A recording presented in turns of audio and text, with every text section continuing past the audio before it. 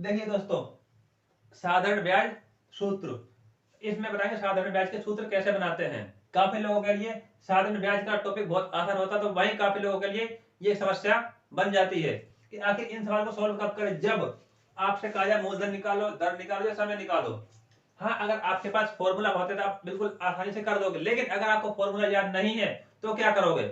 आइए हम आपको बताते हैं कि एक फॉर्मूले से हम बाकी का फॉर्मूला, मूलधन, दर और समय का फॉर्मूला कैसे बनाएंगे। तो सबसे पहले आपको एक फॉर्मूला याद होना चाहिए साधारण ब्याज निकालने का। उसका होता है मूलधन गुना दर गुना समय बट्टे में 100।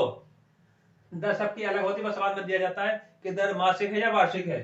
तो आइए सीखते हैं कि इससे फॉर्मूला कैसे बनाना है।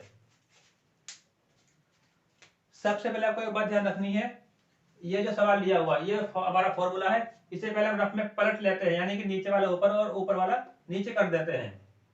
लाइन डाल करके सब नीचे लिखते हैं मूलधन गुना दर गुना समय,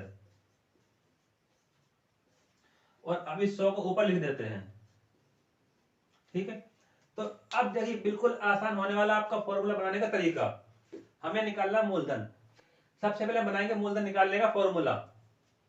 अगर आपको याद नहीं है, आपसे कोई बोलता है कि साधारण ब्याज के फॉर्मूले से आप मूलधन का फॉर्मूला बनाओ, तो कैसे बनाना है। हमें बनाना फॉर्मूला पहले मूलधन का, तो मूलधन निकाल के यहाँ पर लिख लो। अब यहाँ पर क्या बचता है, दर और समय, तो आपको ये लाइन डाल के नीचे लिखना है दर गुना समय।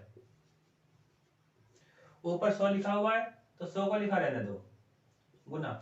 अब देखिए हमने इस फॉर्मूले से बनाया है, तो इस फॉर्मूले से हमने मूलधन निकाल लिया इधर, और 100 यहाँ आ गया, दर और समय आ गई। अब यहाँ पर क्या रह गया हमारा साधारण ब्याज, तो इसे हम यहाँ लिख देते हैं। अब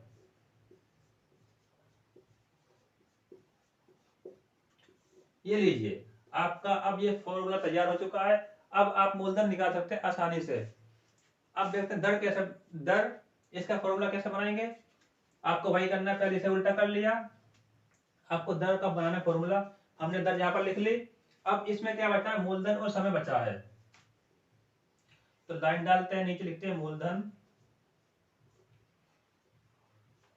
और समय, गुना का निशान डाल के समय लिख लेते हैं। ऊपर 100 का 100 लिखा हुआ है। अब ये साधारण ब्याज यहाँ लिख दो।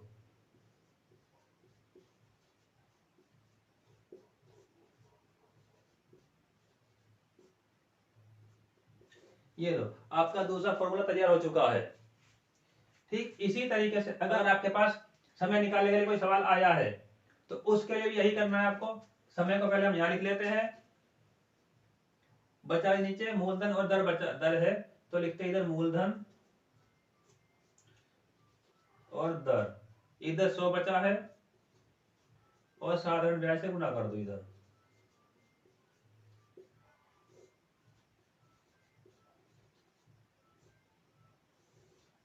आपके तीनों फॉर्मूले तैयार हो चुके हैं।